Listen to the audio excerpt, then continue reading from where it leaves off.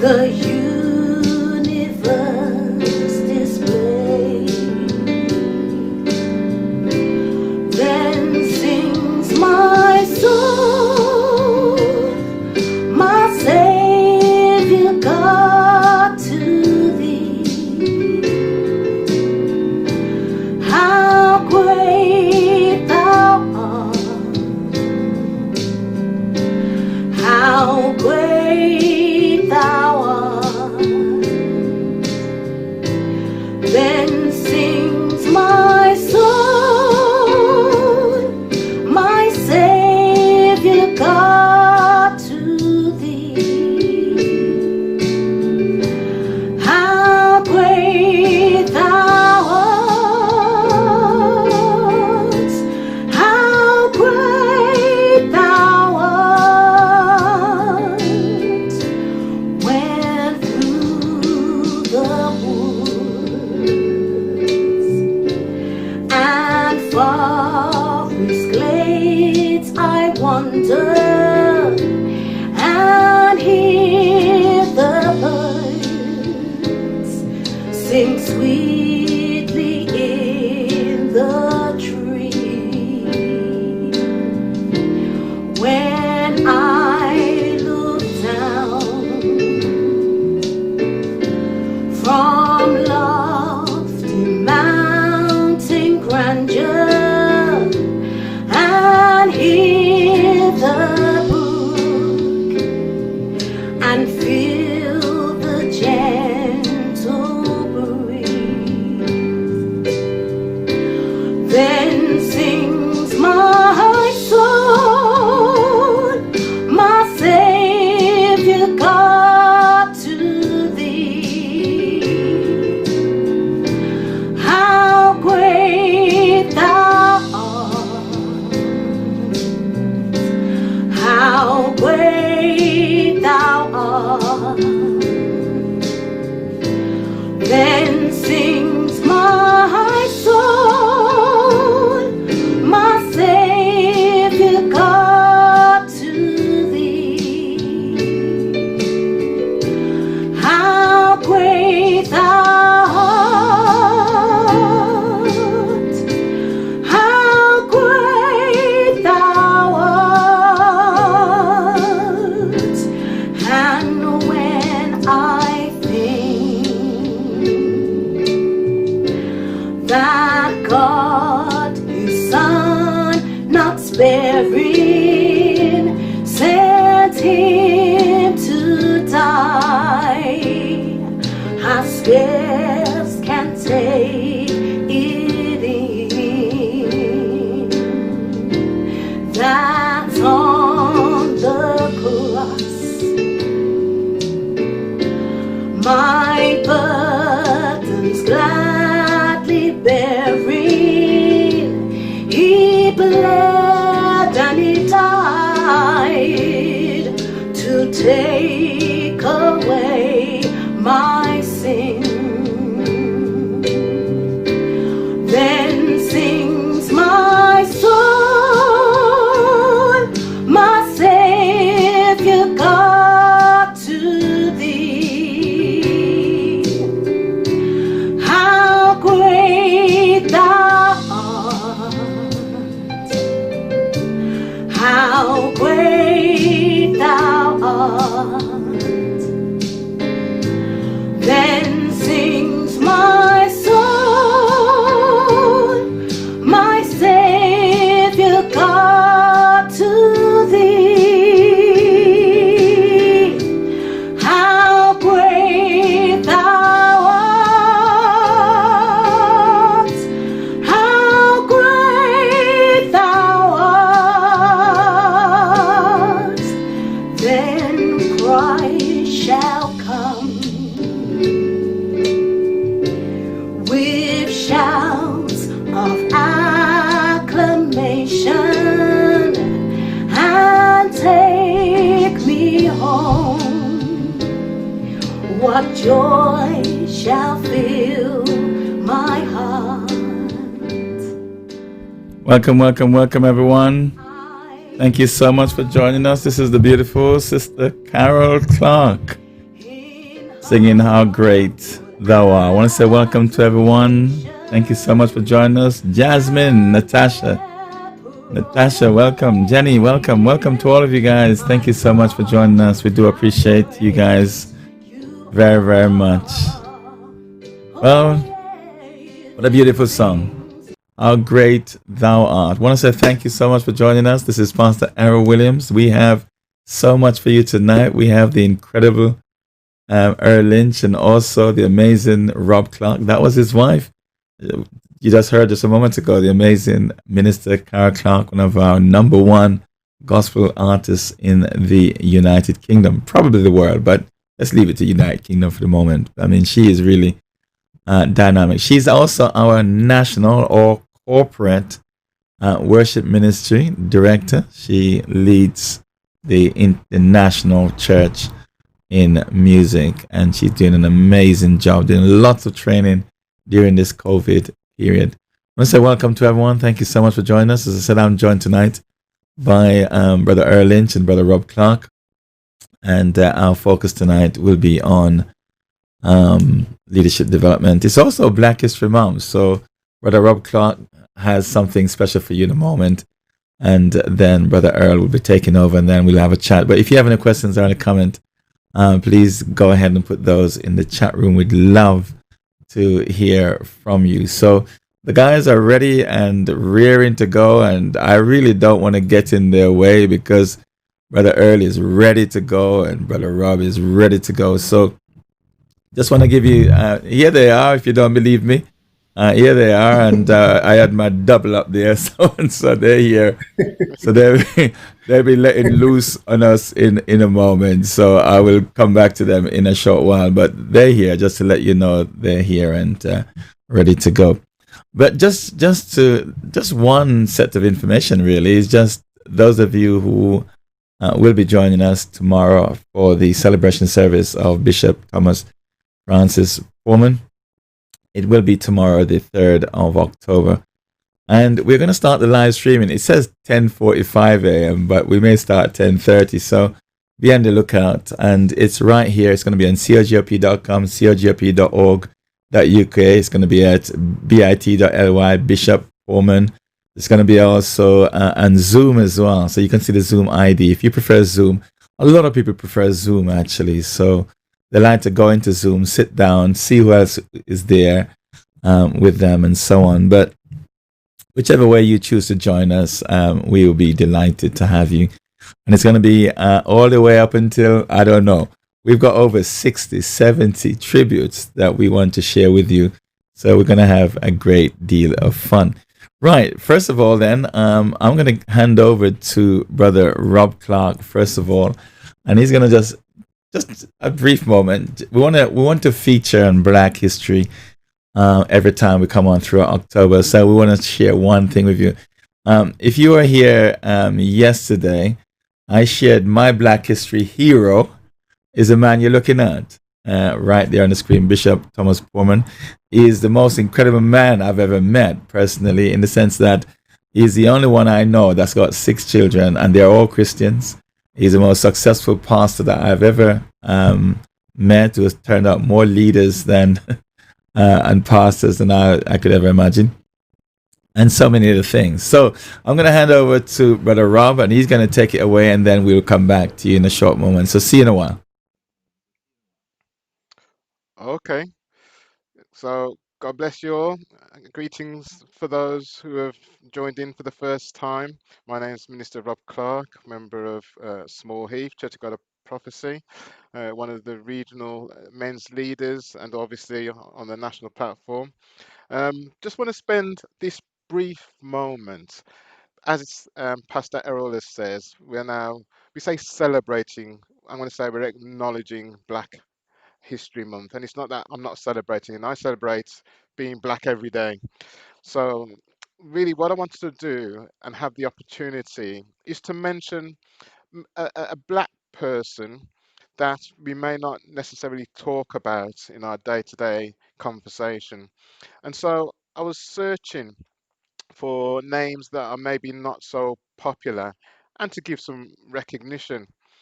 And this name I'm going to speak of is somebody probably, well, very few would have heard of.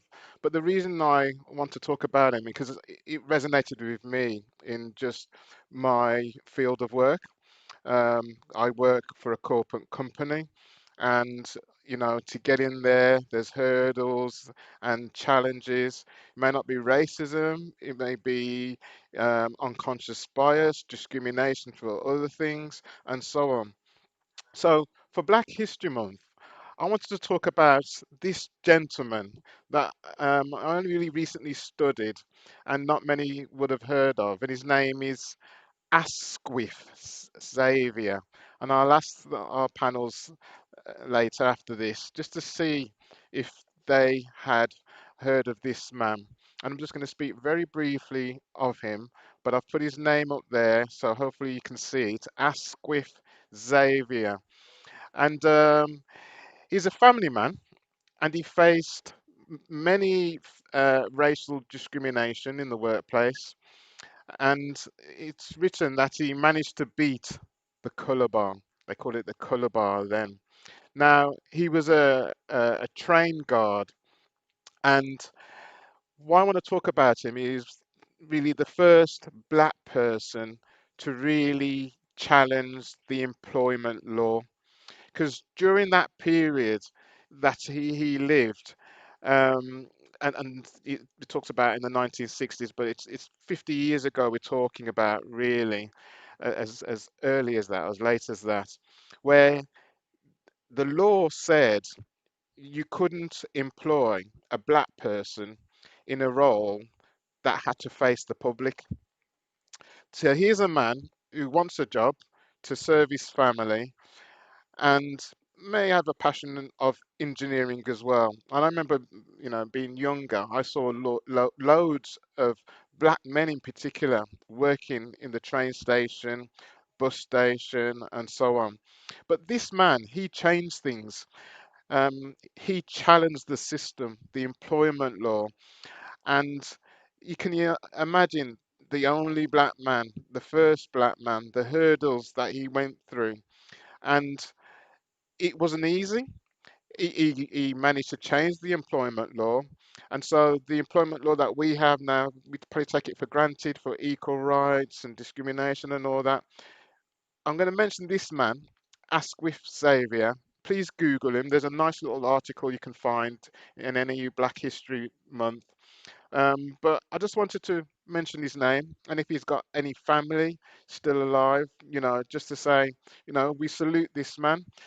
He's left a legacy that has really affected the whole of employment law in the UK and maybe wider afield as well. Not maybe, but definitely has made an impact. And I just wanted to think about that, what they faced, because even when he won, he had death threats, he had to move from where he lived just to make a point because of his skin color, just because he wanted to have a job like any other human being. So we talk about Black Lives Matter, and in the article, yes, it does, and it also emphasizes the point that we have equal rights like any other.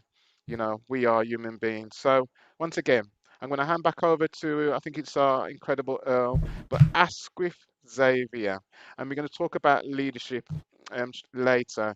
But what a leader! Led from the front, pioneer, brave, courage, influential.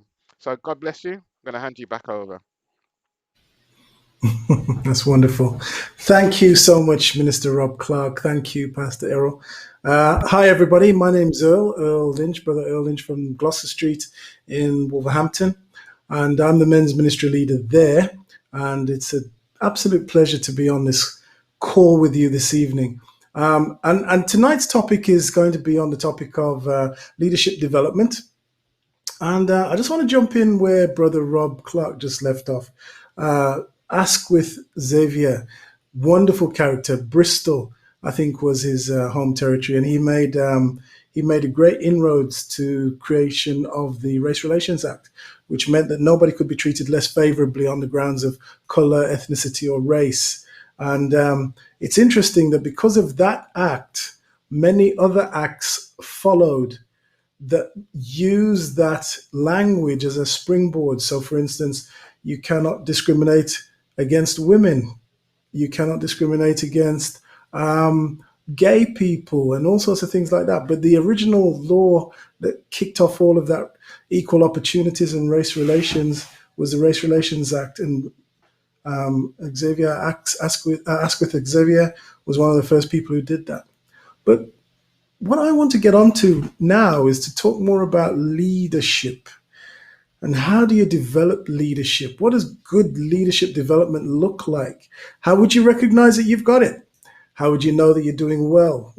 Leadership is very, very critical and very, very important in terms of organizations developing and in fact, any group developing.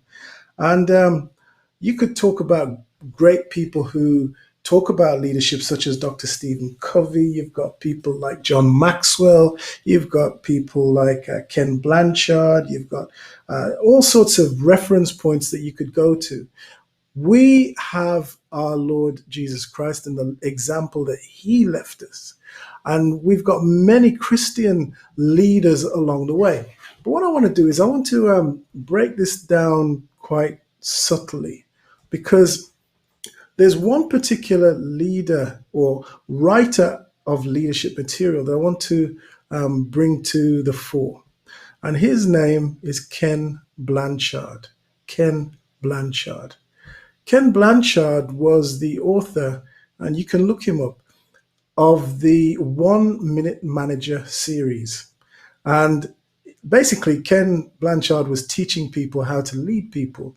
And he would say that you want 1 minute reprimands, 1 minute praising. And he would literally teach you blow by blow how to lead people.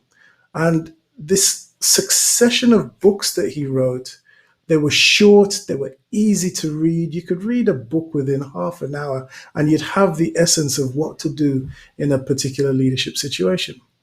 Anyway, Ken went on to write many, many more books, and he went to form an organization which was all around leadership, because that was the main thing that he used to talk about. But what I was really impressed with was a few years back, probably about 10, 12 years ago, Ken Blanchard decided to revisit many of the books that he originally wrote. He went back on his material and he analyzed it and he searched it and he thought to himself, is this still relevant? The things that I was saying in the 70s and the 80s and the 90s, are they still relevant? Do they still stand the test of time? And he didn't just do it on his own, he did it with his team. And what I want to point out here is he recognized that some of the things which he said originally were no longer necessarily appropriate. Some of the things that he wrote originally were appropriate. Some things had moved, some things had changed.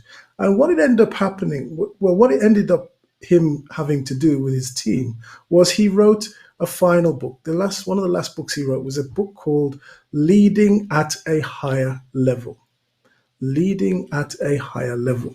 And it was basically a book that looked at his previous work and brought it up to date. And he gave us some of the nuggets of gold, some of the best little insights into what people could do to be better leaders. All right. So one of the things which I want to share with you today is what Ken Blanchard said is a high-performing team. He says, how would you recognize if you've got a high-performing team? And he gives us a little model. And this model is what I want to share with you tonight, because he said all high-performing teams do these 7 things, every single one. And he looked back at all of his work and he looked back at who was responding, who was giving him feedback, who was giving him insights about the work, how they were using it, how the ones who gave him testimonials. And these 7 things, they were evident in every organization that had high-performing teams. Wouldn't it be great if we could adopt these 7 things? So here's what I'm going to do. I'm going to share with you the 7 things, and then I want you to call in. I want you to write in the chat. I want you to write into any of the streaming services that we got and give us your view. because Ken Blanchard says every high performing team knows how to perform. Perform is the acronym that we're going to use. They sometimes call it acrostic. I think they call it acrostic. So, but here it is: perform. Perform. P. Every high performing team is very clear about their purpose, their vision, their mission, their values, their purpose. That's the P. Every leader of any high performing team makes sure that they understand the purpose of why they are there.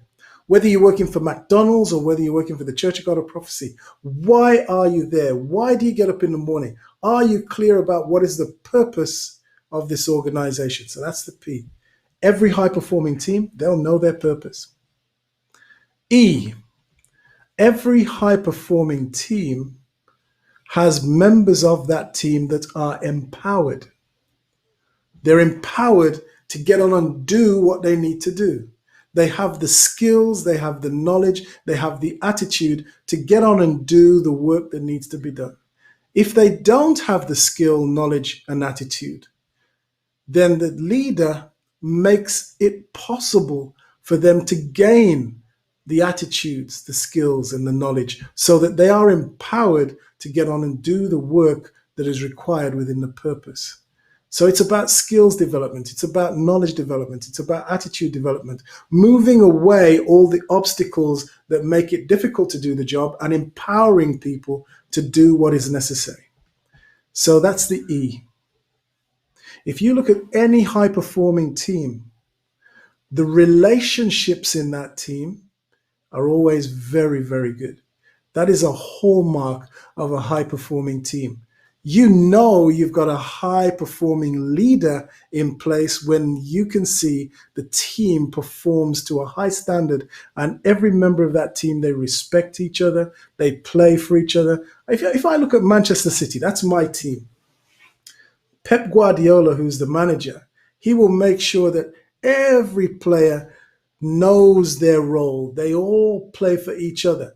I watched a documentary recently on Netflix. It was called the Coach's Playbook, and they had a man by the name of Doc Rivers. He used to be the coach of the Boston Celtics. He's now at another team, the LA Clippers, and they have a philosophy called Ubuntu, and it means that every player is nobody on their own. Everybody plays for everybody else. You cannot be a player out on your own.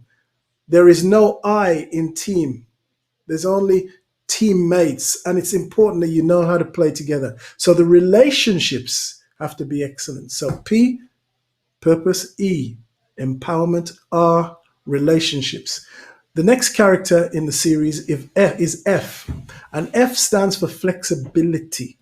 Every member of your high performing team needs to be flexible. Flexible to what? Flexible to change. Because the one thing we know is going to happen in life is that things will change. Nothing stays the same. We will find that, as we get older, things begin to change. And as young people grow up, they want to do things differently. And every day we've got to be flexible towards change. Now, Charles Darwin, in his book Origin of the Species, he wrote that, and many people misquote him. They say it's the strongest that survive. It's survival of the fittest. No, he didn't say that. He says it's not the strongest or the fittest that survive, but it's those who are adaptable to change. Now, we as Christians, we might think that we've just got a fixed role. We don't. We have to adopt. We have to adapt as well to the changing circumstances. I'm sure right now your church services are very different in a COVID-19 environment than they would have been if COVID wasn't here. We've had to learn to adapt. If you didn't adapt to that, where would you be serving now? Where would you be worshiping? If we didn't go online, we wouldn't have had this service. So it's important that we learn to adapt and be flexible to change. So perform, P, purpose; E, empowerment; R, relationships; F is being flexible. Now, every good leader doesn't just want to see their team behave and do good work. They want to see a result, because at the end of the day, we are measured on results. Whether we're in a church organization, whether we're in a sports team, whether we're in finance, whether we're in banking, retail, any organization, any operation, you want to see results. So the next character is O, and O stands for optimize results. Optimize results. In other words, can we get the highest results from these team members possible? Can we do it? And the leader is the one that drives the optimization of those results. How many people are we getting into our service? How many people are coming online? How many people are converting? How many people are being saved? How many people were prayed for? Those are the kind of measures that we'd probably have in a church situation. In a corporate situation, it may be different measures, different key result areas, different expectations. But what gets measured gets done. So therefore, it's important to optimize the results. So let's just cover again. P, purpose. E, empowered. R, relationships. F, flexible towards results. O, optimize results. The next character is R, and this is for recognition and reward. Every single high-performing team will always give recognition and reward to other team members, particularly when they do things well. They will always recognize them. It may not be a monetary recognition. It may be a tap on the back. It may be, hey, well done, you did so well. And the leader is the one who creates that culture, creates that standard. The leader is the one who, when they come in the morning, they say, good morning, how are you? And they know you by name. They recognize you. They reward you. They talk about you in a decent way. It's about recognition and reward. And then finally, every high-performing team, if they've done their job well, if the leader has performed well, the last thing is that they will have high morale. Morale in that team will be great. It will feel as if it's not an effort to get up and perform for this team. It's like being on a show with Pastor Errol. It's a Friday night. I could be sitting in the front room watching Netflix with my wife with my feet up. But no, I want to be a part of this team, right? And being a part of this team, I'm encouraged because there's high levels of morale. I want to be here. I want to have a laugh. I want to connect with you. But that's just me, Errol, and Rob. But other teams, we need to have that same level of high morale. Ask yourself, when you go to work on a Monday morning, do you feel that you had to win the mind of a mattress game? Do you feel that, oh my goodness, I would much rather have been in bed today rather than coming out and serving this organization with the kind of boss that I've got? I can hear some of you saying, oh yeah, you're right, Earl. That's how I actually feel. But if the job was doing well, and if you had a high-performing team that you were playing with, morale would be extremely high, and it wouldn't feel like a chore to get out in that morning. So these are the 7 hallmarks of a high-performing team. Just to recap, P, everybody's very clear about their purpose.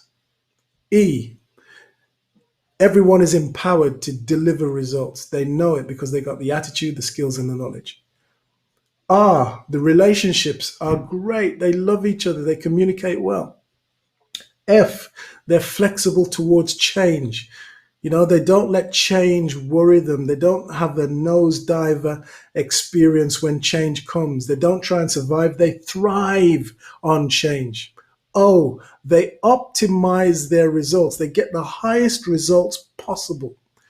R, they recognize and they reward each other for great performance. And then finally, every high-performing team is characterized by having high levels of morale. Now, there therefore is 2 things that we look out for here. 1, do we have a great team leader who can engender these 7 traits? And 2, do we have a number of people who are willing to follow? Because there's no leadership without followership. So therefore, are we willing to follow this influential leader? Which camp are you in? Are you a leader engendering these seven principles, or are you a follower that's prepared to follow these seven great principles? Either way, you're a winner. But you'll find that whenever we don't do these things, whenever one of these traits is missing, then you probably find that is why you do not have a high performing team. Now, I would love to hear from people on this call.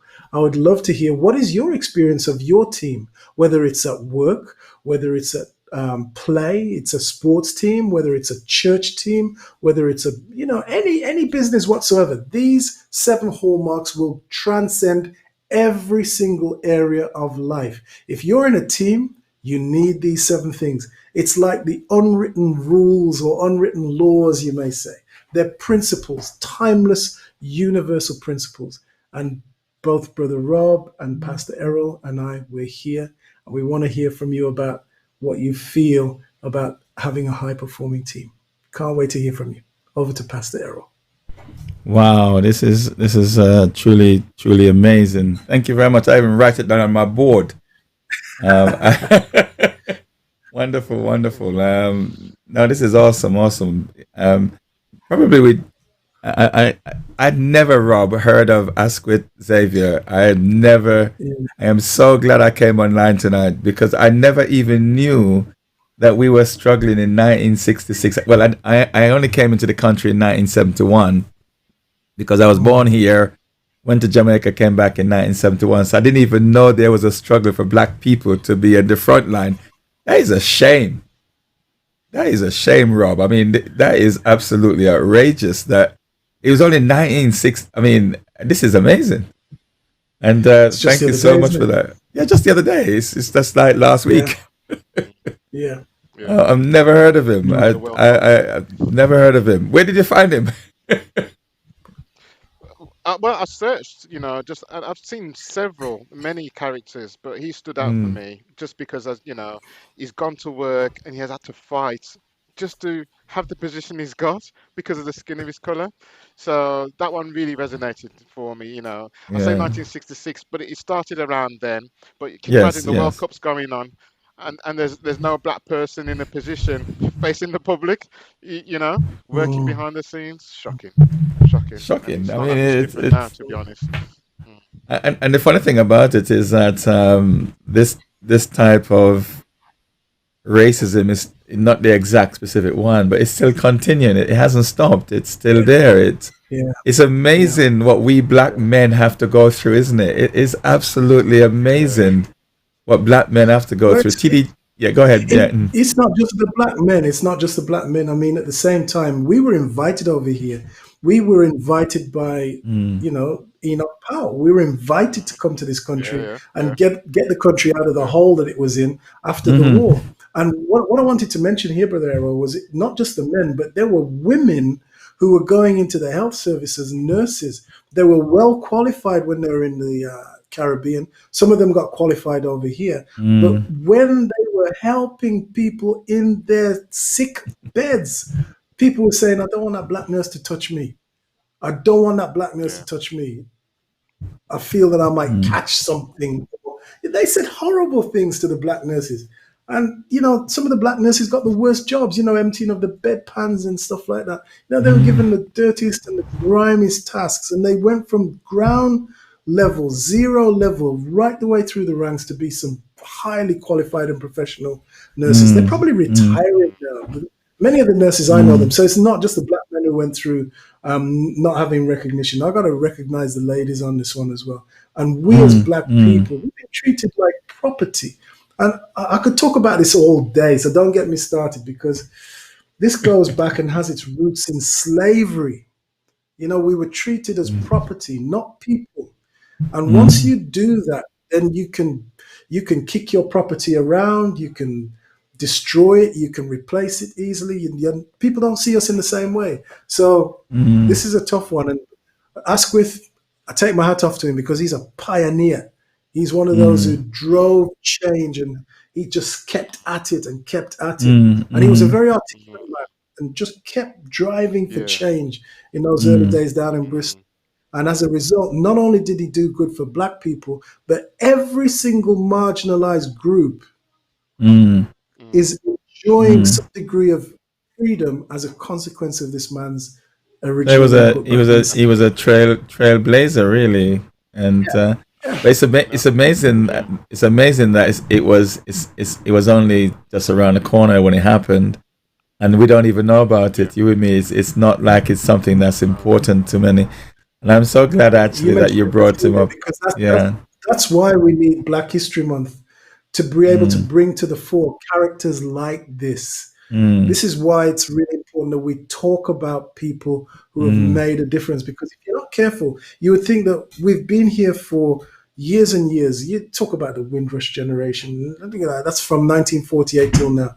What difference have we made? We've made a lot of difference. We've made a lot of difference. And there were black people here even before the Windrush generation making mm, a difference. mm, And it just go to Bristol. Bristol is living testimony of what black people have brought to this country from slavery days and even before that. mm, And if you want to go to another place, go to mm. Liverpool.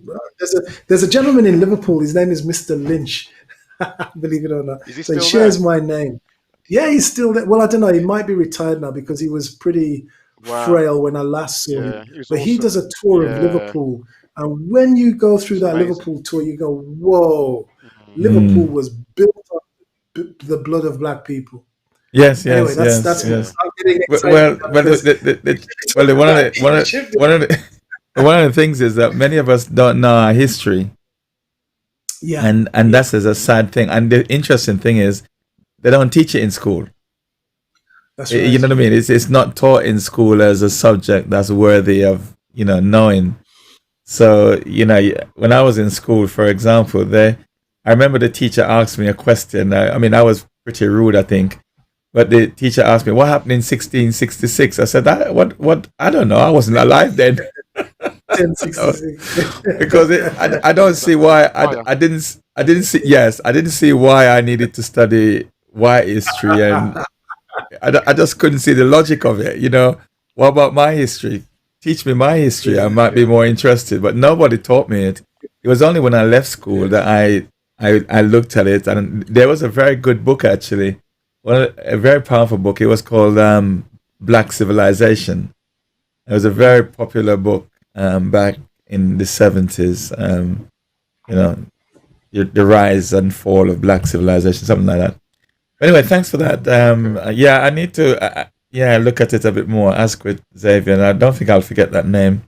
But yeah, Ken Blanchard, high performing team. That's powerful stuff, brother Earl. And I did put up I did put it Yes, up I on saw it. the Thank yes. Let me see if it's there. Yeah, I did put up. And yeah, it. And you taught this before, obviously, a lot of times I did. before. Yeah. Yeah, yeah. We had one men's conference many years ago now, where I shared it, and we took one of the letters, which was the letter E for Mm-hmm. empowerment. You might remember this. And empowerment means you have the knowledge, the skill, and the attitude to be Mm. able to do the performance. And what I did by way of example was I bought a 1 inch thick pine board onto a Mm-hmm. stage, Yes. and I taught about 120 men how to break through a pine board with their Yes, I was bare there. hands. I was there. I Yes, was I there. think you were there. Me Yeah. too. And the interesting thing is, I know you were there as well, Rob. The interesting thing is, we did about 45 minutes of training. So Mm. they had the knowledge, they had the skill because we developed the skill over the 45 minutes. We taught them how to break through the boards with their bare hands. We Mm-hmm. taught them where to place the pressure on the board and so on. We did the whole thing. But the attitude, this is the interesting thing. If you don't have the attitude, you can't do the job. Because Mm. when we finished the 45 minutes to 1 hour's worth of training, I put out a challenge. I said, right, who wants to step up and break this board? Now, we had this little 7-year-old kid, I think it was, and he Yes, rushed up to the stage. He doesn't know that's any right. better. Out of the 120 men, nobody would follow, not for the first minute or so. I had to put the Mm. appeal out quite a few times. And then I think Llewellyn Graham stepped up. And then before you know it, we Mm-hmm. had 10 people on the stage. But it took time for people to Mm, develop the character and the attitude to say, you know what, I have the knowledge, I have the skill, but do I have the attitude? that's And right. when we're talking about leadership development, do we have the attitude to be able to carry out the results Mm, that are required? Now, as it happens, every single person who came up on that stage broke through that board. Every single mm. one of them, Yes, yes, absolutely. including Mm, that little 7-year-old boy. That seven mm, year old boy hit the board the first time, and he did it with tried to do it through power, and it didn't go through first time. But we got the whole audience behind him, and we were saying, "You can do this. You can do this." We gave him lots of encouragement, and he did the technique in the proper way.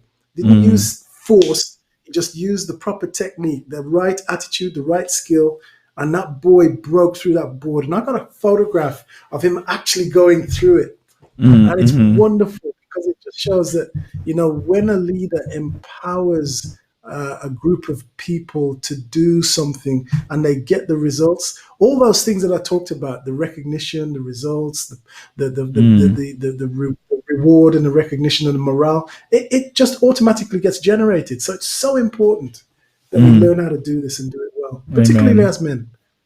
Yes. Particularly as men. Rob, I don't know So which one, for you as a leader, I mean, you've been leading many years and you're leading the largest region as well. And hmm you've got the most men hmm and all the other things that you lead and do. You work with Jaguar and thing. Pick one of those. I don't know. Earl just spoke a little bit about was it empowerment, empowerment, and I think empowerment. Yeah. yeah, that is that would have probably been one of my favorite. I don't know which one you would pick and just maybe just add to as our audience are listening, because one of the things I'd like us to do as well is to look at it in the context as well of men in the home. um you know what I mean, because maybe not all men are managers and leaders in the workplace, but in their home they're expected to Yeah, be leader and thing. yeah. Which one would you pick and why? Well, out of that, the acrostic acronym, the last one, M, as Brother Earl mentioned, morale. Actually, Mm-hmm. I interpret it as motivation, and maybe there's a bit of a Yes. crossover Yes. because for me, there's got to be a motive in everything you do. You can have a Mm, good mm, motive or a bad motive, mm, and it was very good to listen. And I've heard Brother Earl speak on this before, but it's good to hear it again from a slightly different angle, and the whole acronym of perform. And yes. like Brother Earl, I've taught on leadership. And as he was speaking, I found a couple of things similar to how Brother Earl had put it across. And I think I got it from either Pastor Errol or Brother Earl. I don't know these acronyms, but I live on myself them, and my wife, we teach, you know, Yeah. but they're so useful Mm, to remember and to put that's right. across the That's message we right. want to put across. And my wife and I, we teach Christian education, worship, and so on, and we've been teaching on leadership. And I remember my Mm, first kind of class. I went, Lord, what have you me to say about leadership? And he gave it me, and I went, say it again, and he broke it down for me, and so I can remember it, and I can put it on the screen as well. But a mm, leader, when I say what is a leader, it is um, l- l- loving everyone and doing endless roles. Loving mm, everyone and doing endless roles. That's a mm. leader. I'm going to try and find it as I'm speaking. And Yes. I went, wow. I said, that's awesome, Lord. And then he says, I haven't finished. And I says, really? He says, yes. And he says, well, leadership is showing honor, influencing people. And and I have to find it. Let me find it. Here we go. Here we go. Look at this. For Mm-hmm. serving. So loving everyone and doing endless roles. That's a leader. And you can, as Brother Earl mentioned this, there's no right or wrong necessarily. This is just one way the Mm-hmm. Lord has Mm-hmm. given me, because the Lord is talking about servant leadership. And if I was to find the scripture, I think it's is it Matthew? Yes, Matthew 20, 28, where Jesus speaks about it in verse 26. He says, "Yet it shall not be so among you, as the world, a leader, somebody who gets served and gets bowed down to." Jesus says, "Let him be your servant, and whoever desires to be first among you, let him be your slave." Interesting word.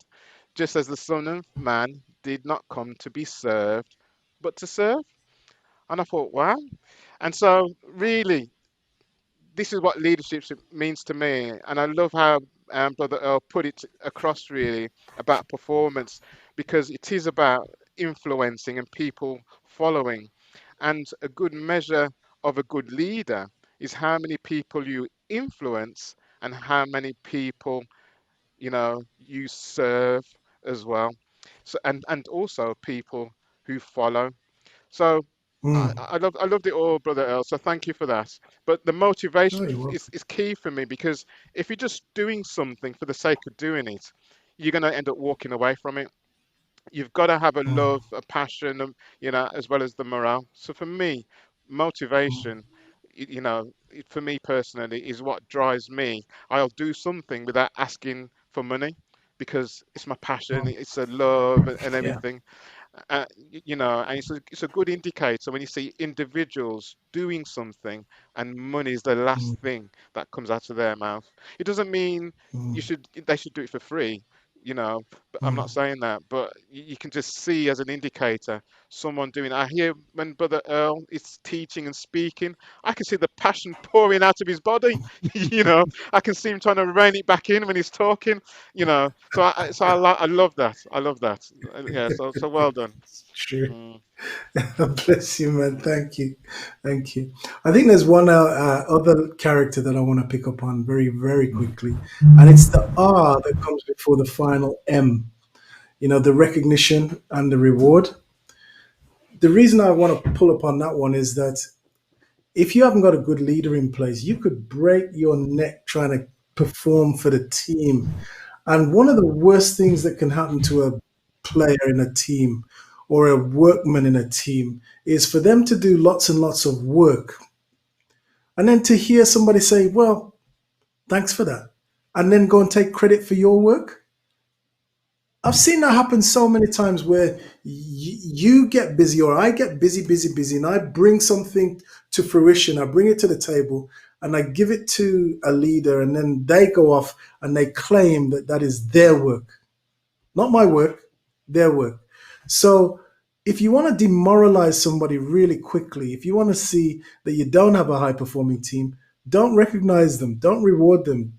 Even if you do it with your kids, if your kids do a good job, recognize them for it. I'll give an example. You know, when a child does a test and they get 92 out of 100, when we as parents look at that test sheet and they come on with the results, what's the first thing we notice? We notice the 8 that they didn't get right, not the 92 that they did. And that can crush a kid's spirit. And it's the same thing with leadership. Let's recognize people for what they did do. Let's recognize them for what they did well. Yes, we do want to focus on the little bit that wasn't perfect, but we too are not perfect. And what great leadership is about is celebrating the success of when we do things well. Recognize it, cheer people on, pat them on the back. My daughter, she rang the other day and she told us that they're going to give her the opportunity to do a fast track development in her job. And she's been working at this organization, but by virtue of the fact that she phoned up and she actually said, "Hey, mom, dad, I've just been recognized at work." I have to say to her, "Kim, I'm really proud to hear that you've got that opportunity. You know what? Not many people get that opportunity. I'm so proud of you, girl. I wish I could be there in London giving you a hug right now. Kim, that's amazing. So what are they going to do? And you've got to show an interest." And she starts to tell me about what the job looks like. She then sends the details of what the leadership program is going to look like. And we're reading it, and I'm happy for her. But often we we as parents, we don't show that level of enthusiasm. We don't show that level of excitement, and it's something that we got to learn to do. We got to learn to recognize people when they do well. We've got to recognize them when they've achieved something that's worth a pat on the back. Because it's the one gift that we can give. It doesn't cost us anything, but it makes such a difference because it makes that person want to go on and try harder and go higher and go further than they've probably been before. It puts them in a growth mindset. And that's what we need our people to be, particularly us as Black people, because nobody or very few people are tapping us on the back, particularly if we're in leadership. When we get into leadership, there's fewer and fewer Black people in that privileged position. Fewer and fewer people are going to say, hey, well done, Rob, well done, Errol. Fewer and fewer people. You're usually going to be the one pioneer who's out there championing the cause for Black people. So we need to recognize and reward each other. So that's another big one for me. Yeah, thanks for that. As you rightfully say, a little encouragement, it says sweetens labor. And I totally agree with that. If I were to choose one, the funny thing about it is mine would be purpose. Wow. Yes. Yes. It would be definitely purpose. I think one of the things I've noticed with a lot of leaders sometimes, and even in the home, is we're doing things, we are getting on with things, we are really getting down to nitty gritty. But if you were to stop and ask many of our men, what's your purpose? Very few will be able to tell you what they're trying to achieve. And one of the things I find is that what we tend to do is we do what the Joneses are doing. He's got a Lexus, I want a Lexus. He's got a job, I want a job. He's got a wife, I want a wife. He has 2 children, I want 2 children. And so it's like a copycat syndrome. But to sit down and say, well, what is your purpose? What is it that you want to achieve? It's like, for example, a guy was getting married and I said to him, what's your purpose? He said, I want to get married, innit? I said, yeah, no. But I said, well, what's your purpose? And he thought about it. I couldn't tell me anything other than I want to get married and have children and settle down and, that type of thing. But what happened to me was this. I think it might have been Dr. Miles Monroe I was listening to. And I really had no purpose in life other than to exist and, get married and do all those things. But the moment I wrote my goals down, it took me, I tell you how long it took me. It took me, I think it was 9 hours to write down all the things I wanted to achieve in life.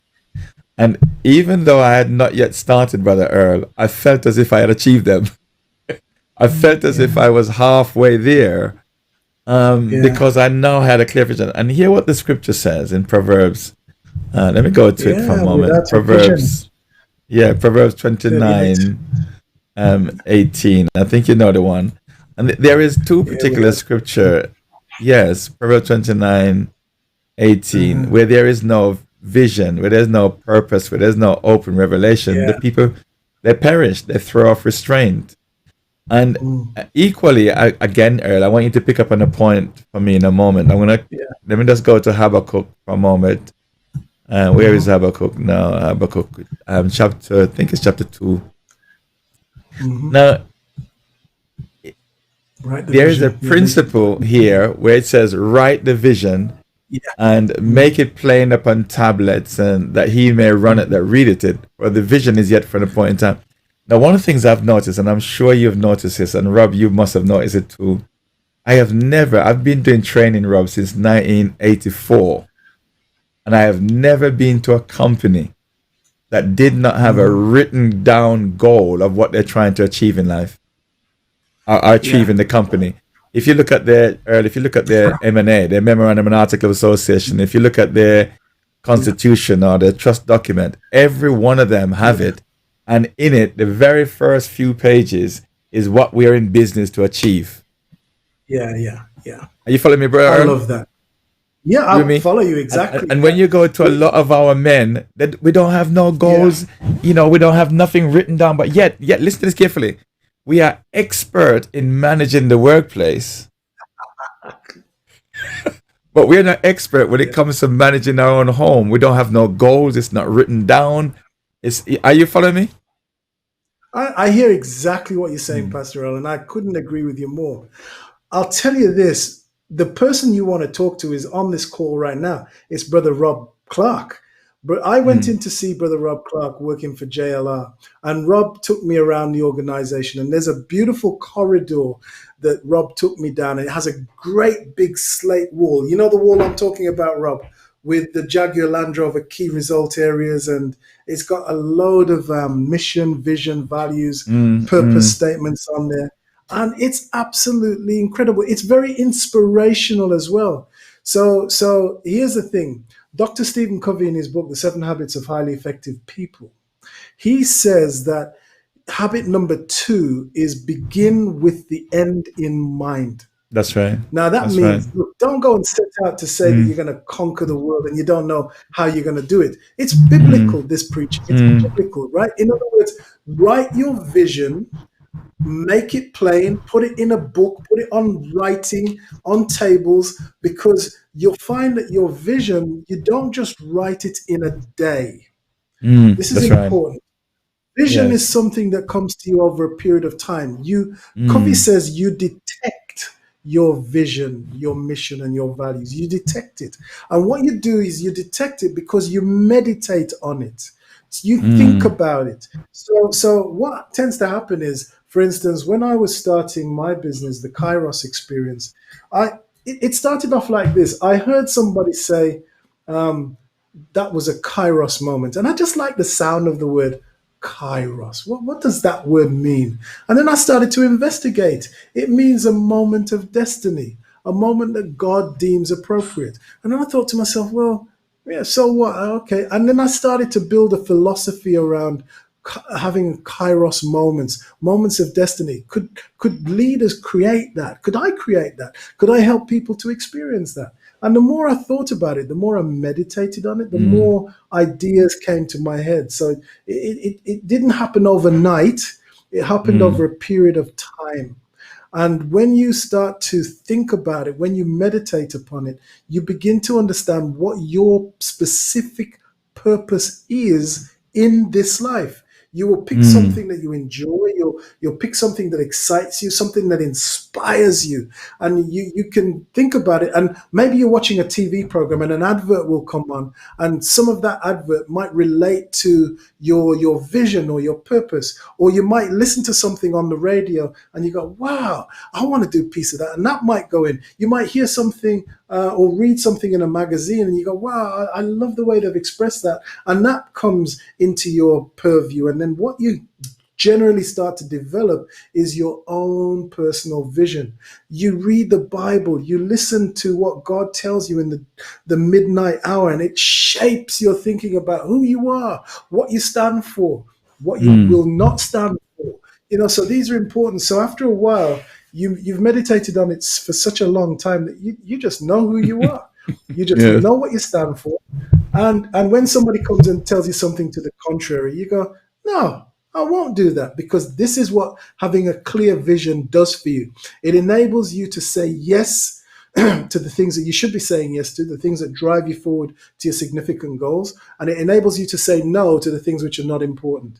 So it's Man. important that we all do that study, that thinking, that that meditation, because it is the template for your life that you're writing. Mm, And it's true, mm. without a vision, people Right. perish. Rob, tell me about that corridor. I mean, has it done anything for you? Because one of the things I've noticed in a lot of companies, and a lot of companies do this, they have certain um, sayings or certain things on their wall around the place. And in fact, God Himself even said, write it up on tablets, write it up on things.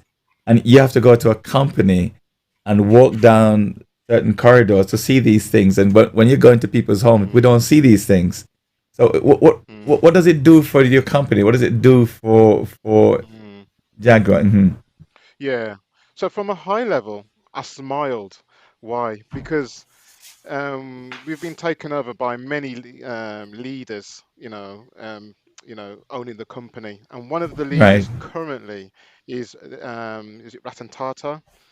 And Tata when Steel, you look into this man, and who he is. Now, I wouldn't say he's a Christian as such, like, but he's got a belief in God. Let me put it that way, because I don't know him that well.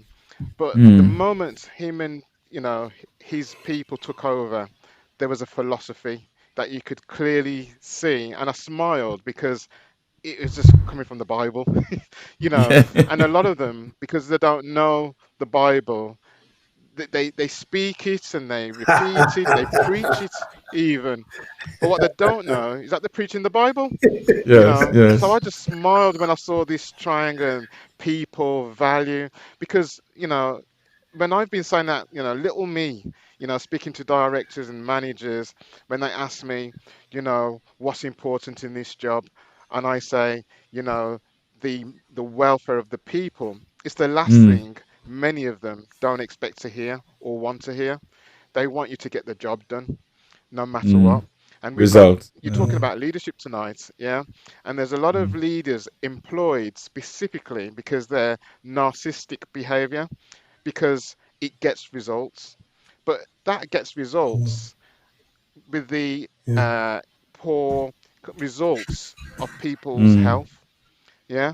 But Yeah. they've learned that it gets results because they've learned to shout, intimidate, and so on. You get results. But going back to this vision, it helps, and it's changed significantly. The performance, the way people treat one another, it's not perfect, but I Mm. joined over 28 years ago. It was atrocious, so intimidating. But even at a young age, and you mentioned a lot of it, Pastor Errol, about being inspired. I was inspired, and I'm not promoting the company, but there was a company called Amway, right? Yes. And Yes. I'm Yes. not a salesperson. I'm not a Mm. salesperson, and I'm not promoting the company. But what I would promote was the education Oh about God, they're the knowing who best. you are, They're the and it best. was second to none. And at a young Mm. age, I listened in as they came round to the Mm. house and everything else, and Mm. that's what got me to where I was. And I've still got the books on my shelves. Some of the Zig Mm. Ziglar is it, and Absolutely. so many Yes. Robert Yes. Schuller and all that stuff. That's when I Yeah. started to know about leadership and Mm. vision and all these Yeah. things that I'm seeing in the company. I had it embedded at the age of what, 15, 16. I was going to house Mm. Very good. visits, listening, and when I could drive, I had tapes and all this. Mm-hmm. So I see all this in the company, and I smile, and I think, Mm. where they been? Because you can see some of Mm. them, the pennies like, yeah, I want to, and I don't want to name names, but Brother Earl's sitting some meetings where you're hearing the talk and all that stuff, and it's amazing. It's amazing, Yeah. But I love it. I love it all, and I love my job. It's not easy, but Yes. I Yes. presented last week into a team meeting, and it was a good opportunity to share who I am. And what I loved Yeah. about it is the messages that came back privately. Mm. Men, women, black and white. Some says it brought tears to their eyes for something, just being who you are in Christ. Mm. You know, Yeah. and I ended up talking to a fellow black person. He opened up about his health and how concerned he was and stuff like that. As a leader, sometimes we have this thing about the masses and having Mm. a big church or Yes. a Yes. corporate Yes. company or being the Yes. president. But a leader is somebody who influences.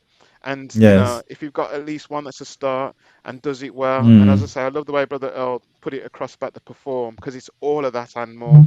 As a Mm. leader, it's about not just performing when people are watching, it's when people are not Absolutely. Yeah. watching. And not You watching. know, it's Absolutely. often about the Absolutely. things that you don't say rather than what you are Mm. saying. Mm. You know, and I say I love the company I work. It's not perfect. It's got its faults, but I know Mm. God's placed me there personally to Oh, strengthen yes. my ministry, and Mm. to help me Absolutely. to be who I am. So I absolutely Yeah. love it, and I just love the challenge, that leadership comes brings Yes. with it.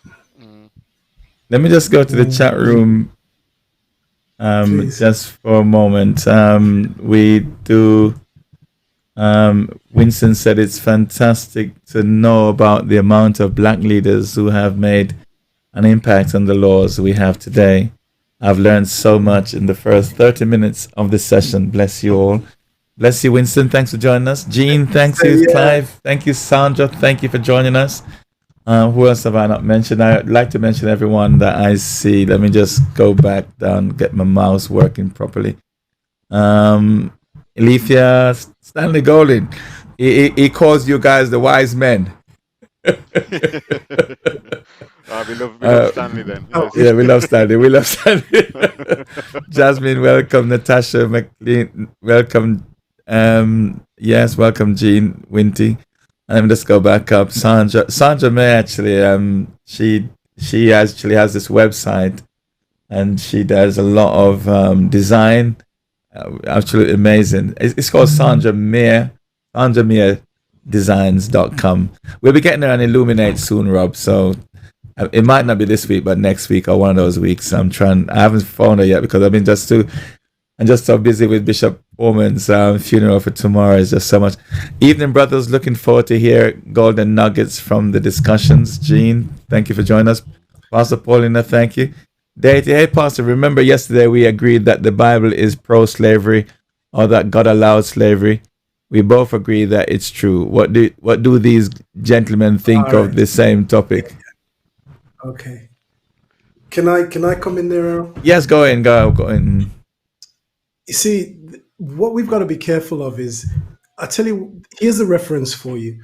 If you want to know about a crash course in history based on slavery, go to YouTube and look up a guy called John Green. John Green. And the actual YouTube channel that he's got is called Crash Course. And you want to look up Crash Course on Slavery.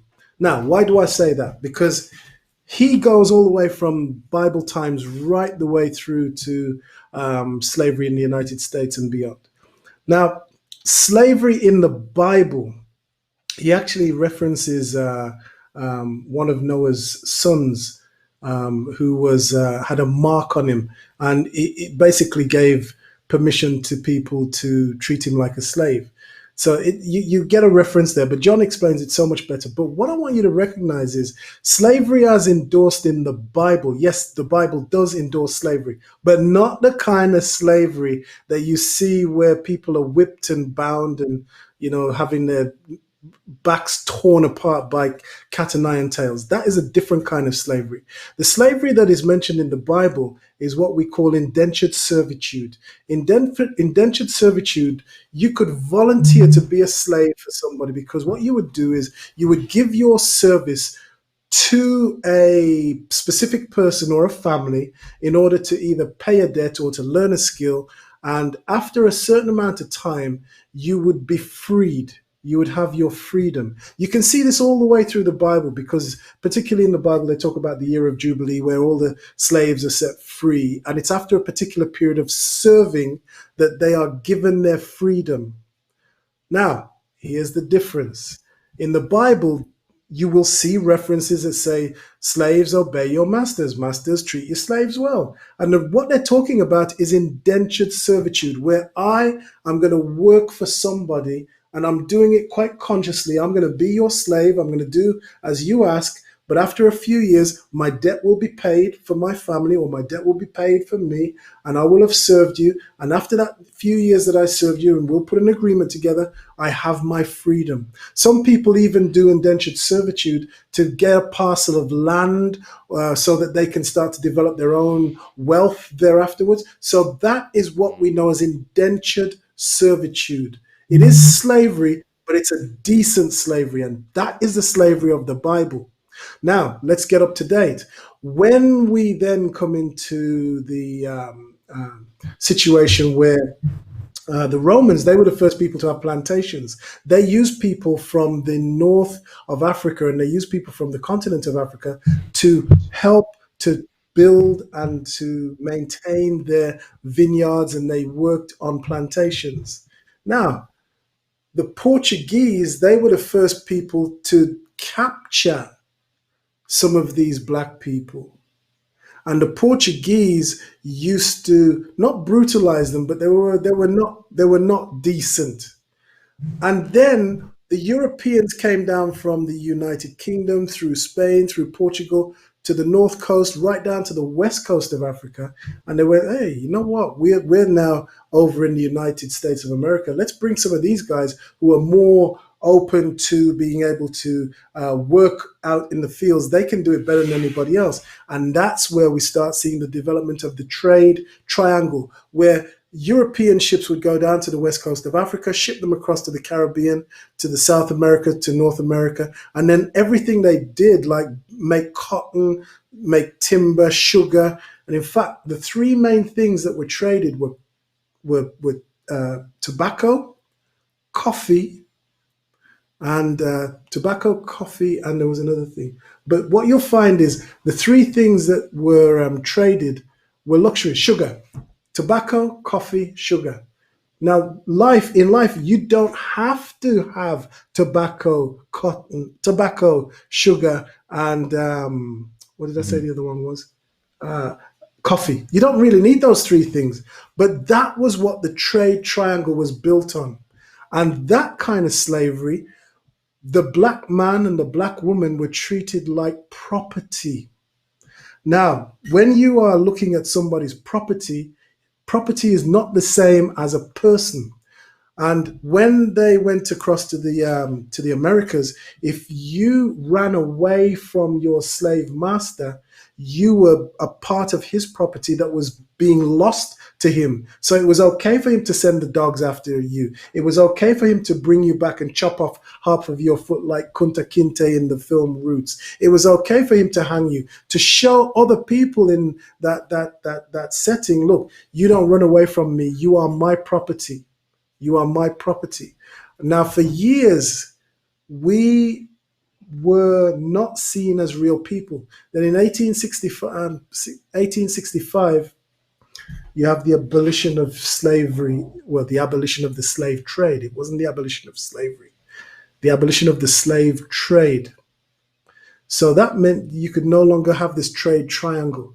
But did that mean that slavery done? No, no, no, no, no, no, no, it didn't, because then came the Jim Crow laws. The Jim Crow laws basically meant that if I, as a black man, look at a black woman, a white woman too hard, if I look like I want to either slap her, or if I look like I want to, I fancy her, then that was enough for me to be hung. And a number of laws came in place that was so draconian that if a black man did almost anything out of the ordinary, he could be hanged, he could be killed. And remember, a black man is only property. Then they Mhm. cleaned it up a bit more, and then they built into the 13th Amendment of the American Constitution something that says, now we are going to abolish slavery. We're going to abolish slavery. But if we abolish slavery, you cannot vote, you cannot carry a gun, you cannot serve on a jury, and you cannot leave the country if you have a criminal record. Let me just repeat those. You cannot have a gun or ammunition, you cannot vote, you cannot serve on a jury, and you cannot leave the country. So if you look at the 13th Amendment in the American Constitution, it gives the white supremacists a loophole to keep the Mhm. black man down. Where do you Okay. find most of the black people nowadays? Find them in prison. And Mm. if they have a prison record, they cannot vote, they cannot serve on a jury, they cannot bear arms to protect their family and their friends, and they cannot leave the country to get support from outside. So Okay. this is interesting, and it's generated from that question about Mm. slavery. So slavery Mm. in the Bible is You've so answered that you it. You've answered it very well, and I think we could leave it there. Truth. That's perfectly fine. thank That's you. a beautiful answer. Indentured slavery, and I think Sister Jackie made a good point in the chat room. I believe the term slavery in the Bible is more akin to the term worker in modern day terms. Yeah, yeah. And that's really so true. Good evening to you, Pat.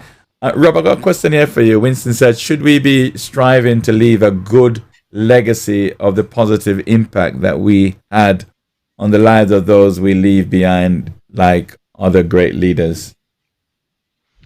In short, yes. And we've got to have Brother Lindsay on at one point because he has a passion to teach as well. But in short, Yes, yes. I keep But telling when him. you say that, absolutely, absolutely. Um, what's the word you use? Should we be striving, right? Mhm. So what I'm saying, I'm going to say it in my way, is to be your best, and as it's been said already, to have a purpose. And by having a purpose and being obedient, I'm going to say, to God's word, you will naturally leave a legacy. It's when you start thinking about being famous and about me, myself, and I, things you can then leave the wrong type of memory, of somebody who was folly and so on, because you can't define legacy, if you know what I mean. You can't define. You can strive to build a house and then leave that house, and there's a legacy there, and so on. But the legacy, I believe, Brother Winston's on about, is something that people, they talk about standing on the shoulders of giants. That's the type of legacy you like to be. That over the years, just like as Jesus existed, people still talk about you hundreds, thousands of years of the influence that you did on this earth. So yes, we should be striving. Everything we do, you should aim to have a positive impact. Now, if you ask me what I'm striving to do, I'm trying to win souls, save souls, for the kingdom of God. Yes. Ultimately, I have a passion for people, black, white, you name it, male, female. I just love people. In that sense, I struggle to give up on anybody, where some people might.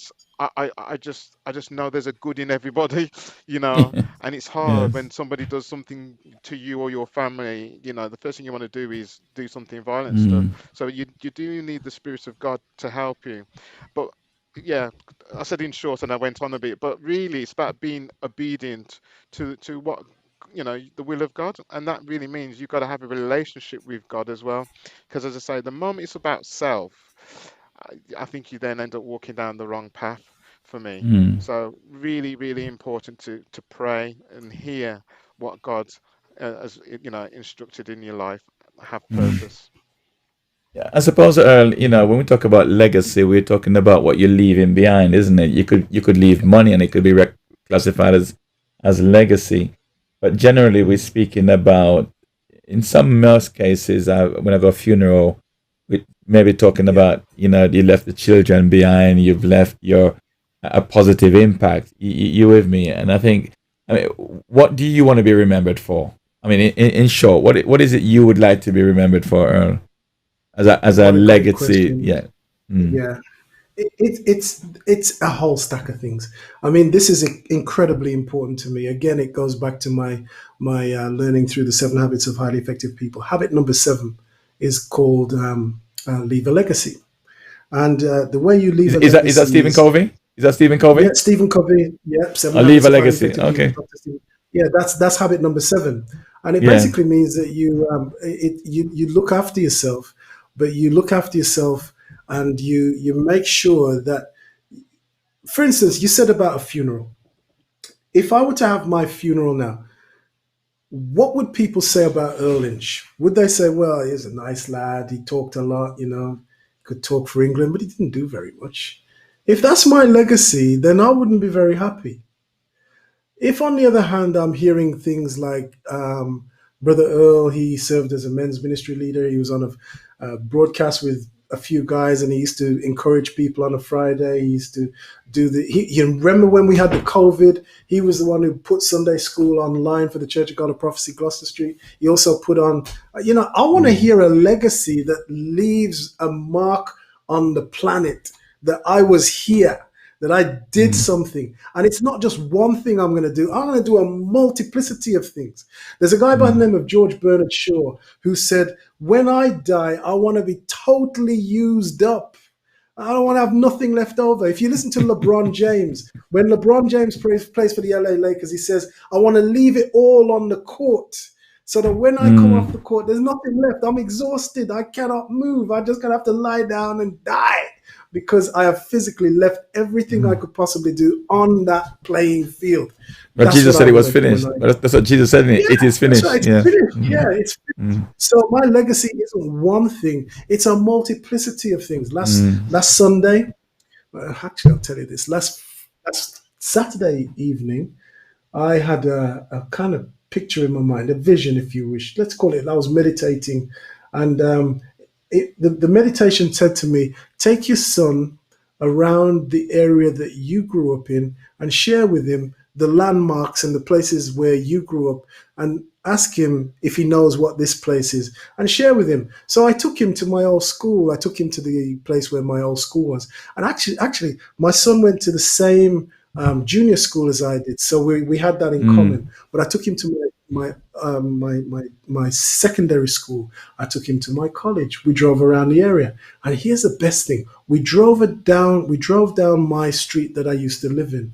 And I was showing him the various houses. Raj Patel used to live there. He says, where's Raj now? He says, Raj lives in America and he has 3 hotels.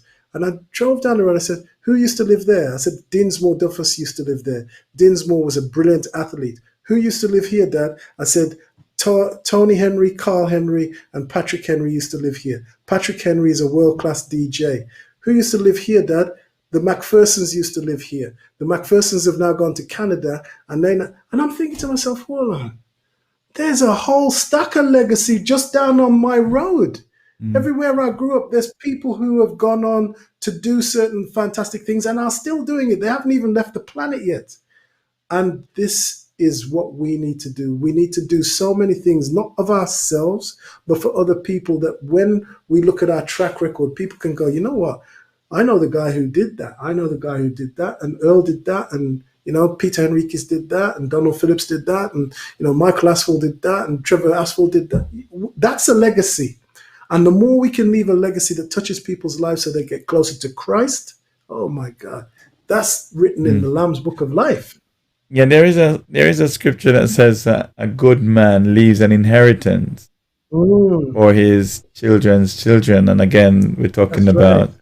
legacy. It says a good man, and I suppose everybody is going to leave something behind. Rob, everybody is going to Yeah. leave something behind.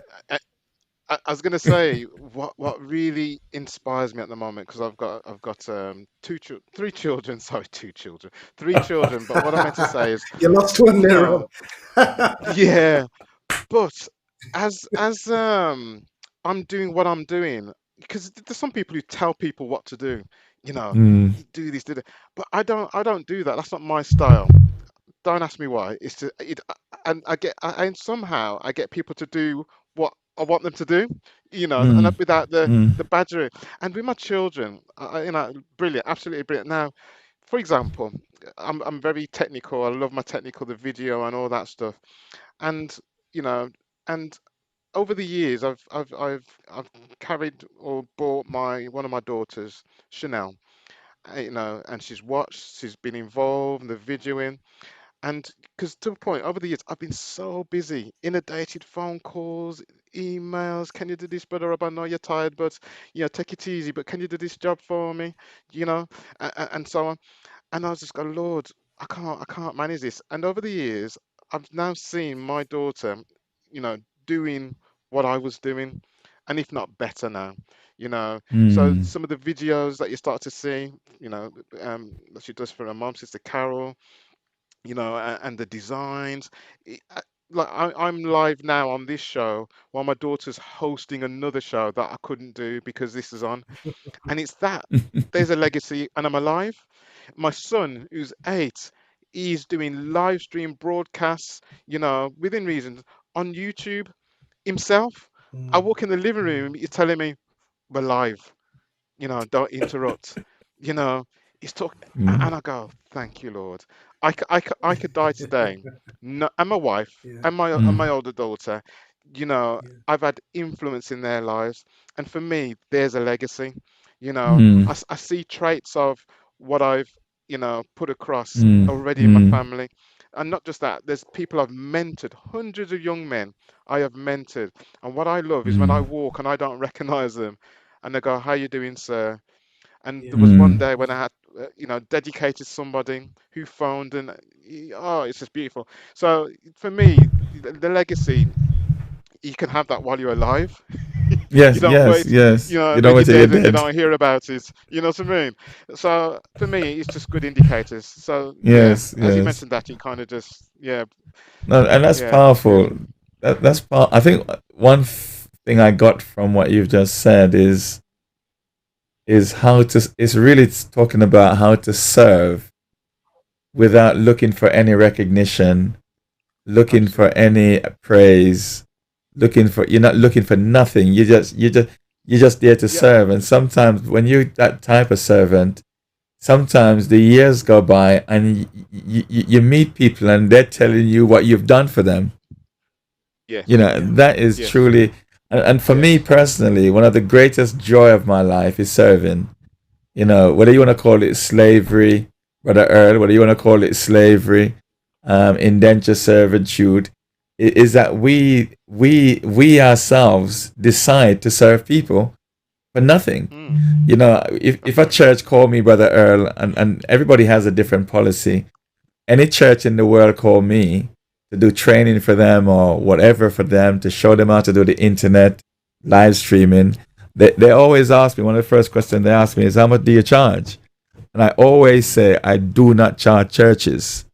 That's my principle. You know, that's my principle. I do not charge churches. If you choose to give me an honorarium, isn't I give you a classic story actually, Earl. I did some 8 weeks training for a church. I won't mention the church, and it was leadership training every Monday evening for 8 weeks. And they asked me what's my price. I said no, I don't charge. You know, and it was coming up to Christmas. I remember needing some money for Christmas because I didn't have as much as I needed, and I finished. I think the week before Christmas, and I packed up all my stuff and I was driving. The pastor ran down my car. I said, "Where are you going? We have not been able to give you something." So he gave me Yeah. something, and remember, it's 8 2-hour session, and it's only around the corner from where I live. It's not like it's Mm. Birmingham. Brother Earl, when I went home and opened the envelope, one, and guess what he said to me? He said to me, "The rest will come in the new year." When I opened the envelope, Cool. there was £1,000 in the envelope. Wow. 1,000. I nearly fell off my chair. There you go. January Wow. came. January came. Mm. Another check came, £500. Oh my goodness, And Wow. I thought that was the end of it. February came, another £500. But let me tell you something, Rob. That church Yeah. has gone from a very little church to Yeah. moving into a massive theater Wow. Yeah. They saw the value in building you. Yeah. with less than around 100 people. I mean, I couldn't Yeah. believe what they did. And you know, when you serve, you're not looking for anything, and it's a joy to serve. You know, it really is a joy. We're gonna have to come to a close in 6 minutes, but I just you wonder know, if I could just make im- one point based on what you just said, mm, because what you've just said falls together with what we were talking about earlier. Purpose. mm, When you know your purpose, the test is that you would do it for free. When you are mm, living and working within your purpose, when you are living your mm, vision, your mission, your values within your purpose, you will actually be prepared to do that purpose for free. And you just proved absolutely, it with that church. You didn't look for mm, mm, any kind of monetary, financial reward for it, but you got it anyway. And He would mm, do it for free. But what the Lord will do is if it's His will, He'll find a mm. way to pay the bill. But you know If something, it's though, brother His Earl. will, But you know He will something, though, pay the brother bill. Earl. Yeah. The satisfaction of doing it was the payment for me. If you see the Wow. point I'm That's right. making, the That's right. satisfaction Yeah. That's right. of Yeah. serving, Yes. Yeah. there is a satisfaction, there is a Yeah. joy that you get just serving. You know, Yeah. That's I right. mean, I could tell you some stories, and we don't have time, but Sure. it's Yeah. amazing. We're going to be back here next week with the same topic, so I'm not even going to go any further. But I think tonight has really opened my eyes a great deal with a lot of what. But one thing though, brother Rob, the leader, mnemonic, put that back up for us, will you? The leadership that you meant, Oh, right. loving Loving. everyone, And and yeah, let me put it up for you. yes, I'd like Yeah. everybody to see that. I missed out 3 words. So let's go to that. Here we Loving go. everyone So and doing endless role and doing endless roles. leadership is serving honorably, influencing. People, yes. Excellent. Excellent. Gentlemen, tonight has been amazing for me, and I'm looking forward to next week, because next week we're going to have Bishop Ray with us, and Bishop Ray always brings some dynamism with that.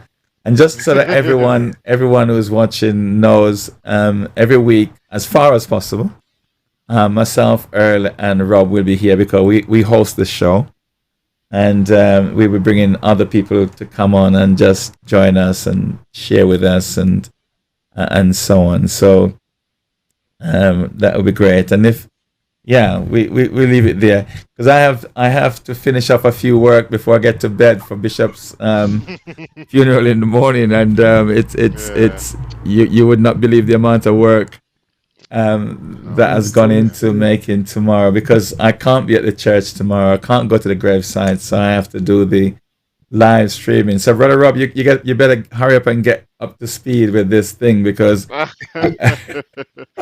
You're breaking up, Pastor. we are breaking up again.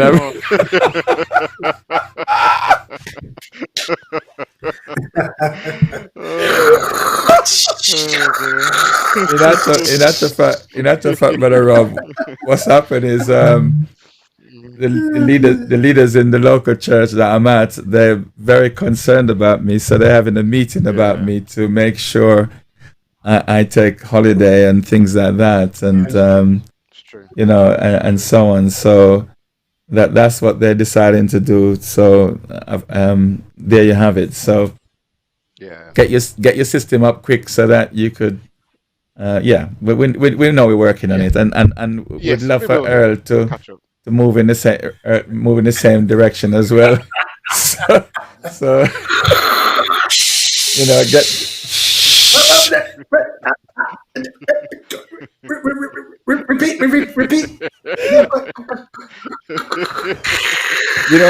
funny thing, Rob. The funny thing is, I haven't even started yet on Sunday coming. I'm in trouble already, because Sunday, because I've got a big funeral tomorrow, and I did a funeral as well on Wednesday, a Nigerian funeral, and then I have this one tomorrow, and this is the big one, and then service on Sunday. It's a lot. But the interesting thing, though, talking about servanthood, is the buzz that I get serving is just remarkable. Yes. It's just why we do it.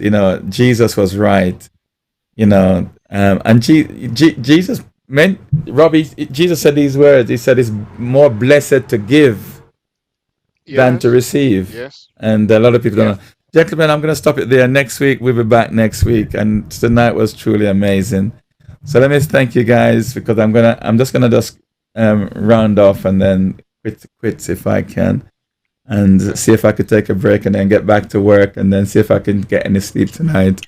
But it's been a joy talking to you too. Thank you very much. Thank you for thank you guys. Have a great weekend. Speak to you guys soon. Yeah. God bless you, bro. God bless, Rob. Okay. Bye-bye. Yeah. Bless you, Absolutely. Well done. Bye, everyone. Bye-bye now.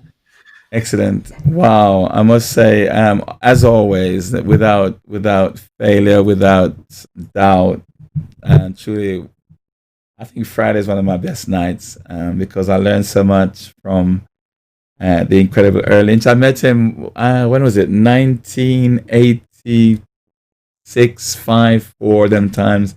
We went to visit an organization in Wolverhampton, and met Errol there. He was working for the organization. Then he left the company, set up his own company, and is just training people all over the world. And I'm a good trainer, but I'm sure I'm certain he's better than me. So that's good. It's good to have two black trainers in the country. There are many other black trainers. It's just that they're not really recognized. But there are many, and many very good black female trainers as well. And Sister Jackie, I think Sister Jackie is here. She's also a black trainer, and an exceptionally good one. The thing with Jackie, I think, which is better than me, is her memory is amazing.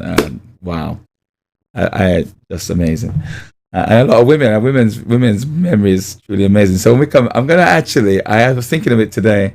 I'm gonna bring forward the Understanding Women sessions. I'm gonna bring that forward. Let me just do a quick recap tonight. I think that would serve me well. I think I made some notes actually, and you may not understand my notes, but I just thought I would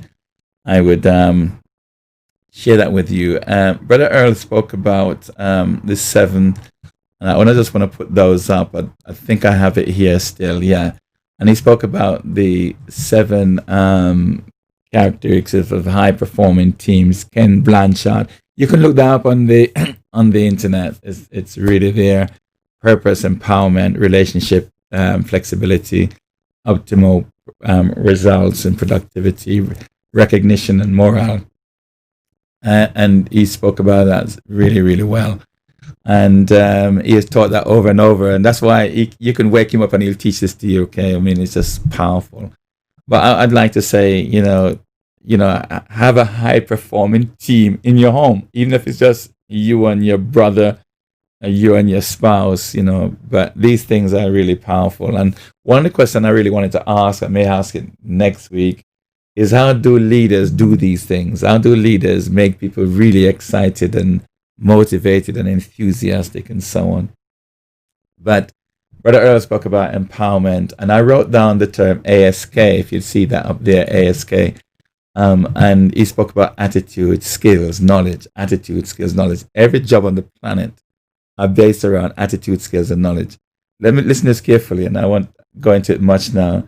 The more you develop your ASK, your attitude, skills, and knowledge, the more money you make, the more powerful you become, the more confident you become, the more people want to be around you. You're just exposed in a way that it's unbelievable. When you got attitude, the right attitude, the I can do all things attitude through Christ who strengthened me. When you've got the skills and the knowledge, you are dangerous. All right. This is truly amazing. And I love what Brother Earl mentioned. When we talked about purpose, I put it there in Stephen Covey's 7 Habits of Highly Effective People. Get the book. Point number 2 is begin with the end in mind. Make sure you have a purpose. If you're a man in the house, if you're a man at work, if you're a man at all, you must have a purpose. You must have a purpose. That's one thing women like, is a man who's purpose driven. And there's that book out there called Purpose Driven, church and purpose driven marriage, purpose driven life, and so on. So, make sure that you have a purpose and so on. Now, I that word motivation, I think it was Rob that mentioned it. And the word motivation, I want you to notice the actual word. Let me write it down. Motive. It's 2 words. Motive, action. That's what the word is. Motive, action. So in order for you to become a person of action, you got to have a motive.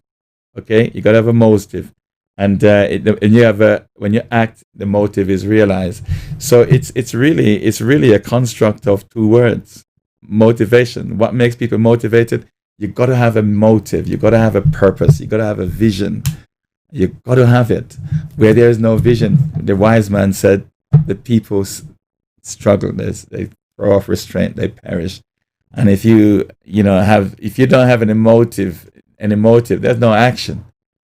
But when you act, you will realize the motive. This is really a very powerful thing. And I love the fact, brother, and I don't know if you notice actually, underneath Rob's leadership model, he had his initial, because he created this. He created this, loving everyone and doing endless roles. Okay, loving everyone and doing endless roles. That's leadership. Serving, honoring, and influencing people. And that's what John Maxwell says. The leadership is influencing people, and it truly is amazing. And point number 7, Brother Earl mentioned about Stephen Covey's 7 habits. Number 7 is, I would put it this way: leave a good legacy, because you will leave a legacy. Hitler left a legacy, was the evil one, and Jezebel. We talked about Jezebel, if you remember, some time ago. Jezebel, left a legacy, but make sure you leave a positive, a legacy. The scripture talks about, a good man leaves an inheritance. That's a legacy, an inheritance for his children's children. It's not just about finances, but it's what you do in impacting them Brother Rob talks about how he has impacted not his 2 children, but his 3 children. His 8-year-old son is telling him, "Daddy, shh, I'm on here," and sending out those signals to the world. And that's awesome. That's really is awesome. But I think also for me tonight was about Asquith Xavier, who did not allow white supremacy, prejudicism, racism to stop him from standing up. And that speaks to me of powerful leadership, is to say, you know what, I stand for something and I'm going to die for it. Martin Luther King said, if you have not found a cause in life worth dying for, then you're not fit to live. I'm going to repeat that. This is a Martin Luther King who said this. If you have not found a cause in life worth dying for, then you're really not fit to live, was his statement. And I kind of, understand the statement. I really accept the statement. What is your cause in life? What is your purpose? We're talking about leadership, today, and I want to close up by saying this: that one of the thing I picked up tonight from this 7 habits of high performing teams, and it's one of the things that I have in my life, whether in my home, in my own personal life, in the church, in my business, is vision, purpose, goal, whatever. And one of the things is that if you don't have it, you're going to perish. All the other things that you see on the list, let's put this back up. All the other things that you see on the list is going to be affected pretty badly if you have no purpose, because you're empowering people for what? You are building relationship for what? You are being flexible over things for what? You're optimizing result for what? You're recognizing people for what? Moral for what? There needs to be a purpose. And I want to say again, I've never been to a company. Now, I've been to quite a few. And I have never been to one that didn't have purpose in mind, that didn't know what they want to achieve in life. Never met one until I met individuals who have their families in their homes as leaders, but have no vision, just following the Jones. They have a car, I want a car. They have a house, I want a house. They have this, I want this. You know what I mean? So what is your vision? What is your purpose? Is it written down, by the way?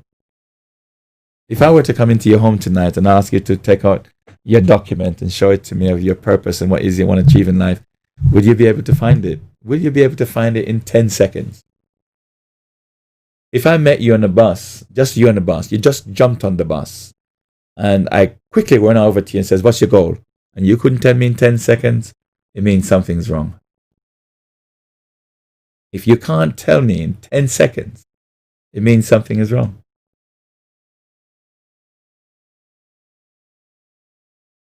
I was listening to, I don't remember his name. He's the owner of McDonald's. I can't remember his name. And he was talking to some students and graduates and things like that, in the college, university campus. And as he was talking, he asked them a question. He asked them, what business do you think I'm in? And everyone shouted, hamburger, of course. He said, hamburger, of course. That's your goal, is to sell a burger. He says, no, far from the truth. His answer was astonishing to me. I mean, I just found it remarkably amazing. He said, no, that's not what my business is. My business is real estate. And I had to think about that. And then he turned to them and says, have you noticed where all of our McDonald's buildings are situated? It's normally in the most expensive spot in that particular capital or that particular place. It truly is amazing what his business is. He knows what his purpose is. And it's interesting, as I say, if you're a leader, If you're a man, you're a leader. If you're a female and you're living by yourself and living with your children, you're a leader. Do you have purpose? What's your purpose? What's your goal? Where's the documentation? I'd like to see a copy of it. What is it? Are you following me? If you're a pastor in a church, you're leading a church, what's the vision? Does your team know what it is? You know what I did in the local church in Wembley? I made sure that the vision statements are literally on two particular stands, and one is at the front of the church, and the other one is inside the church. So when you look on the rostrum, you can't miss it. People may not read it, but it's there. It's right at the front and right inside the house in the church. You can't come in and not see it, in my view, but you can come in and not read it. But at least it's there, and this is what I'm working on constantly.